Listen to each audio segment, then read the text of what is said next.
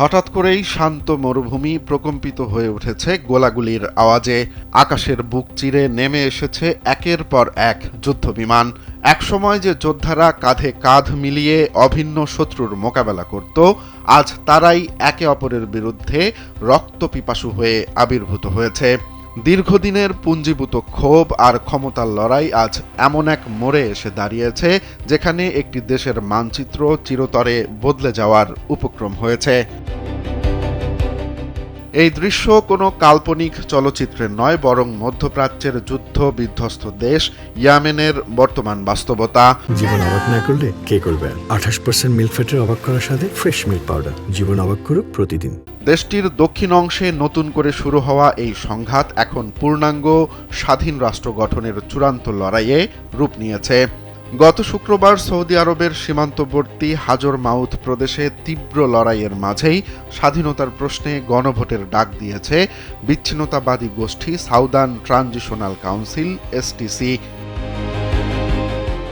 সংবাদ সংস্থাগুলোর তথ্য মতে হাজরামাউথ প্রদেশের আল খাসা ক্যাম্পে সৌদি আরবের অন্তত 7টি বিমান হামলায় 7 জন নিহত এবং 20 জনেরও বেশি আহত হয়েছেন।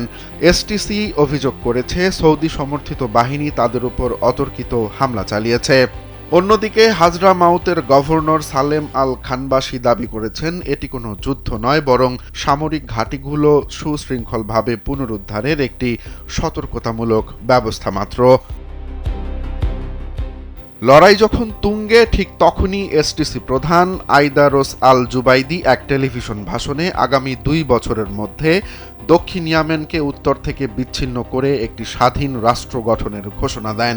তিনি হুঁশিয়ারি দিয়ে বলেন, যদি আলোচনার পথ বন্ধ করে দেয়া হয় বা দক্ষিণাঞ্চলের উপর পুনরায় হামলা চালানো হয়, তবে তারা অবিলম্বে স্বাধীনতা ঘোষণা করবেন।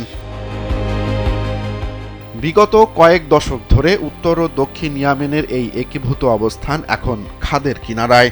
সৌদি আরব সমর্থিত প্রেসিডেন্ট রাশিদুল আল আলিমি এই পরিস্থিতিকে দেশের নিরাপত্তার জন্য বড় হুমকি হিসেবে দেখছেন। অন্যদিকে সংযুক্ত আরব আমিরাত ইউএই তাদের শেষ সেনাকে দেশটি থেকে সরিয়ে নিলেও তাদের বিরুদ্ধে এসটিসিকে অস্ত্র ও অর্থ দিয়ে মদদ দেওয়ার অভিযোগ তুলেছে রিয়াদ। উত্তেজনা কেবল যুদ্ধক্ষেত্রের মধ্যেই সীমাবদ্ধ নেই, বরং সবকিছু ছাপিয়ে পৌঁছেছে বিমানবন্দরেও। এডেন আন্তর্জাতিক বিমানবন্দরে উড়োজাহাজ ওঠানামা বন্ধ হয়ে যাওয়ায় চরম ভোগান্তিতে পড়েছেন সাধারণ মানুষ। সৌদি আরব ও এসটিসি একে অপরের উপর অবরোধের দায় চাপাচ্ছে। সৌদি রাষ্ট্রদূতের দাবি, এসটিসি প্রধান রিয়াদ থেকে আসা প্রতিনিধি দলকে বিমানবন্দরে নামার অনুমতি দেননি।